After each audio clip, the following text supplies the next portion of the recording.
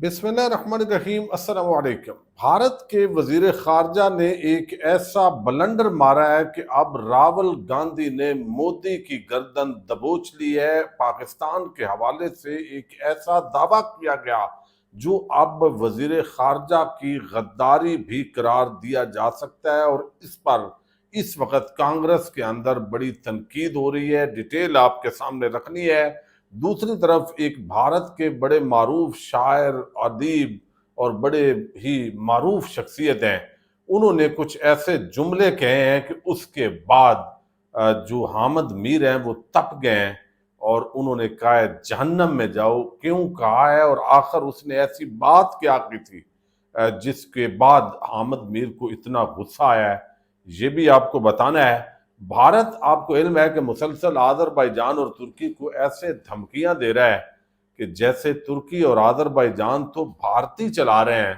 اب یہ چال بھی ان کی ناکام ہو گئی ہے، چونکہ ترکی اور آذربائیجان ڈٹ گئے ہیں، اور میں تھوڑی سی آپ کو ڈیٹیل بھی دوں گا کہ کس طرح بھارت کا ان دونوں ملکوں کے اندر بھارتیوں کا جانا مجبوری ہے، اس پہ بھی بات کرتے ہیں۔ امید ہے ویڈیو آپ سماعت کریں گے اور ہمیشہ کی طرح اپنے قیمتی فیڈ بیک سے ضرور آگاہ کریں گے۔ بھارتی اس دن سے، جب سے ترک نے ظاہر جہاز دیے، ہیلی کاپٹر دیے، یا آپ کہہ لیں کہ جو ڈرونز تھے، وہ ترکی کے پاکستان کے ساتھ ایگریمنٹ ہے، اور وہ ترکی کا جو ڈرون ہے وہ بڑا معروف ہے۔ اب دوسری طرف جو ہے وہ آذربائیجان کے اندر جشن منایا گیا۔ وہاں کے جو وزیر اعظم ہیں انہوں نے کہا جی ہماری مکمل اخلاقی سپورٹ پاکستان کے ساتھ ہے۔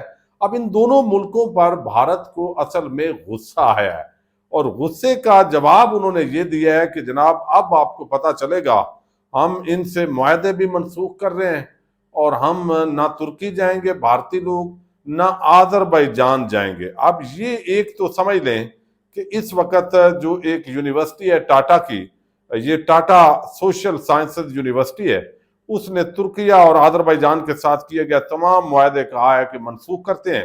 نو M O U with Turkey اور Azerbaijan until further notice existing M O Us are defunct, یعنی وہ ختم ہے جو ہم نے ایگزسٹنگ جو کیے ہوئے ہیں، جس طریقے سے جو ہے وہ معاہدے ایم او یو سائن کیے ہوئے۔ اچھا، اس کا پاکستان کے اندر یا بھارت کا کیا امپیکٹ ہے ترکیہ پہ، آذربائیجان پہ؟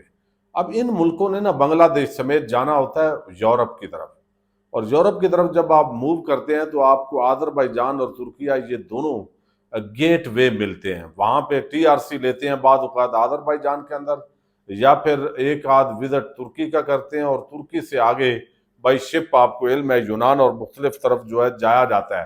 تو یہ تو باقاعدہ آپ سمجھیں کہ ترکیہ کی حکومت جو ہے وہ سختیاں بھی کرتی ہے، لیکن ان کا احسان ہے، تو بجائے اس کے کہ بھارت اترانا شروع ہو جائے، اب میں آپ کو بتاؤں، یعنی یہ ایسا تاثر دیا گیا کہ جس طرح بھارت کے کوئی بڑے وزٹر ہوتے ہیں اور اسی کے ذریعے جو سیاحت ہے وہ ان دونوں ملکوں کی چل رہی ہے۔ پہلے تو میں آپ کو آذربائیجان کا بتاتا ہوں۔ آذربائیجان جو ہے اس کے اندر جو ٹوٹل لوگ انٹرنیشنل جنہوں نے وزٹ کیا ہے 2024 کے اعداد و شمار، ویسے تو 21 کے 7,92,000 ہیں، پھر 2022 میں اضافہ ہوا 16 لاکھ ہوئے، ڈبل ہو گئے تھے، پھر 2023 میں یہ 21 لاکھ تک فگر گیا، اور اب 2024 کا جو ڈیٹا ہے انٹرنیشنل ٹریولرز کا تو وہ ہے 26 لاکھ، یعنی یہ بنتا ہے 2024 کے اندر۔ اچھا، اب اسی طرح جو ترکی ہے اس کے جو ٹوٹل وزٹر ہیں وہ میں یعنی وہ آپ کو بتاتا ہوں پھر۔ اب اس کے اندر بھارت کے کتنے ہیں؟ 26 لاکھ لوگ جنہوں نے 2024 کے ایک سال میں آذربائیجان کا وزٹ کیا ہے نا، ان میں بھارتیوں کی تعداد صرف 2,04,000 ہے۔ اب 26 لاکھ کے اندر اگر 2,04,000 نہ بھی ہوں، اور اتنے وہ پاکستان سے ڈال لیں، وہ تو ہمیں اجازت ملے تو ہم ویسے ہی بھرنے کے لیے تیار ہیں یہ ملک، اور وہ کہتے ہیں کہ بھاگنے کے لیے یورپ کی طرف، تو یہ یا وزٹ کے لیے جاتے ہیں لوگ مختلف ملکوں میں، آذربائیجان ہے، ملائیشیا ہے، تھائی لینڈ ہے، سنگاپور ہے، تو اب یہ صرف 2.4 لاکھ یہ تعداد ہے ان کی، اور ایسے بتا رہے ہیں جیسے ساری معیشت آذربائیجان کی انہوں نے اٹھائی ہوئی ہے۔ اب ترکی کی بات سن لیں۔ ترکی کے اندر جو انٹرنیشنل ٹریولر ہے وہ چونکہ ریکارڈ آتا ہے، اور جو 2024 کا ڈیٹا ہے اس کے مطابق 52.6 ملین لوگوں نے ترکی کا وزٹ کیا ہے 2024 کے سال کے اندر۔ کتنا؟ 52.6 ملین۔ اب اس میں بھارتی کتنے ہیں؟ وہ میں نے جب ڈیٹا چیک کیا تو اس میں بھارتی صرف 3.3 لاکھ ہیں، ملین بھی نہیں ہے، 3.3 لاکھ۔ اب ایک ترکی جیسے ملک کے اندر جہاں پہ جو لوگ ہیں ٹریولر، انٹرنیشنل ٹریولر، وہ 52 یعنی اوپر 52 سے جو 0.6 ہے نا وہ ہٹا بھی دیں تو پھر بھی 52 کے اوپر کچھ بچتا ہے۔ تو اتنے ٹریولر ہیں تو آپ نے کون سا، وہ پنجابی میں ہم کہتے ہیں تھم دیا ہوا ہے ترکی کو کہ یہ کر رہے ہیں۔ باقی جو ایگریمنٹ ہوتے ہیں وہ ترکی آپ کو ایک سستا پڑتا ہے، کئی چیزیں جو آپ امپورٹ کرتے ہیں۔ ایک تو یہ ماجرا جو ہے نا ان کا سارا جو کھیل ہے، دھمکیاں، یہ ناکام ہوئی ہے، اور ترکی کے لوگ اب جو ہے وہ مذاق اڑا رہے ہیں کہ بھائی کرو بائیکاٹ، کیوں نہیں کر رہے۔ اچھا، دوسری طرف نا ایک اور بلنڈر ہوا ہے اصل میں جو بھارتی وزیر خارجہ ہیں ان کی طرف سے۔ انہوں نے کہا جی جیسے بندہ روتا ہے نا بعد میں کہ بھئی ہم نے تو یہ کہا تھا کہ مجھے آپ نے صحیح چپیڑ نہیں مارنی، تو آپ نے تو بڑی ڈاڈی ماری ہے۔ تو اب یہ اس طریقے سے، اب یہ راول گاندھی ہیں وزیر خارجہ جے ایس شنکر، انہوں نے ایک سٹیٹمنٹ دی کہ ہم نے پاکستان کو حملے سے پہلے آگاہ کیا تھا کہ بھئی ہم نے ٹیرورسٹ جو ہے وہ ہمارا ٹارگٹ ہے، آپ فوج ہمارا ٹارگٹ نہیں ہے۔ وہ بھئی آپ ہمارے ملک میں آ کے حملہ کرو گے تو آپ کا استقبال کیا نہیں ہوگا؟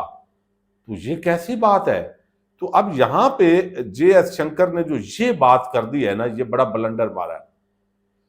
اس بنیاد پہ اب جو اپوزیشن جماعت ہے کانگریس، وہ آڑے ہاتھوں لے رہی ہے، اور وہ کہتے ہیں کہ یہ جے ایس شنکر نے جو معلومات شیئر کی ہے کہ حملے سے قبل پاکستان کو آگاہ کرنا کیا ہے، تو یہ تو جرم کیا آپ نے۔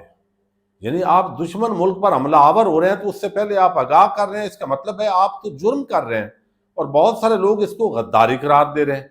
تو جے شنکر کو لے کے اب مودی پر تنقید ہو رہی ہے کہ آپ کیسے حکمران ہو کہ ایک ملک پہ آپ نے حملہ کرنا ہے اور اس سے پہلے اس کو بتا رہے ہیں کہ بھئی میں نے اس طریقے سے حملہ کرنا ہے، میرا جو ٹیرورسٹ ہے وہ ٹارگٹ ہے اور میں اس طرح حملہ کروں گا۔ تو انہوں نے اس کو کہا ہے، کلپ جو ہے اس پر وہ رائے دی ہے، اور وہ کہتے ہیں کہ ہم نے پاکستانی حکومت کو آگاہ کیا تھا کہ ہم دہشت گردوں کو ٹھکانے کو نشانہ بنانے آنے لگے ہیں، اور ہمارا مقصد ملٹری کو نشانہ بنانا نہیں ہے، تو ان کے پاس آپشن ہے کہ وہ اس مداخلت نہ کریں، تاہم انہوں نے اس کو قبول نہ کیا۔ تو اس بنیاد کو لے کے اب مودی پر چڑھائی کی ہوئی ہے راول گاندھی اور جو کانگریس کے اراکین ہیں کہ یہ آپ نے کیسا حملہ کیا ہے۔ اچھا، اب ایک رائٹر ہیں، ویسے نثر نگار بھی ہیں، بڑے معروف شخصیت ہیں۔ اب بھارت کے اندر جو مسلمان بھی ہیں بیچاروں کو اپنی محب وطنی ثابت کرنی ہوتی ہے۔ ہم یہاں پہ علیحدہ ہمارے لوگ گالیاں دے رہے ہوتے ہیں، لیکن جو وہاں رہ رہا ہے اس ملک کے اندر اس کو وہاں کے تقاضے پورے کرنے پڑتے ہیں۔ اب یہ جاوید اختر ہیں، یہ دراصل بڑے جو ہے وہ ہندوستانی شاعر ہیں، گیت نگار ہیں، پھر اسکرپٹ رائٹر ہیں۔ یہ ہندوستان کے شہر گوالیار میں پیدا ہوئے 1945 میں، اور ان کے جو جاوید اختر ہیں یہ نثار اختر کے بیٹے ہیں، اور اردو کے استاد اور مصنفہ یعنی صفیہ اختر ان کے ہاں یہ پیدا ہوئے، اور یہ ان کے دادا جو ہے وہ بھی بڑے شاعر تھے۔ تو ایک بڑا ایک علمی گھرانہ ہے۔ اب انہوں نے کیا کہا وہاں اپنی محب وطنی ثابت کرنے کے لیے، جس پر بڑا غصہ آیا احمد میر کو اور ہر پاکستانی کو آیا، لیکن اب وہ کہتا ہے many people encourage me and praise me، بہت سارے لوگ مجھے حوصلہ افزائی کرتے ہیں اور میری تعریف کرتے ہیں، but it is true that people from both side abuse me، یہ بھی سچ ہے کہ دونوں طرف یعنی بارڈر کے آر پار یعنی پاکستان اور بھارت کے اندر دونوں طرف مجھے گالیاں بھی پڑتی ہیں۔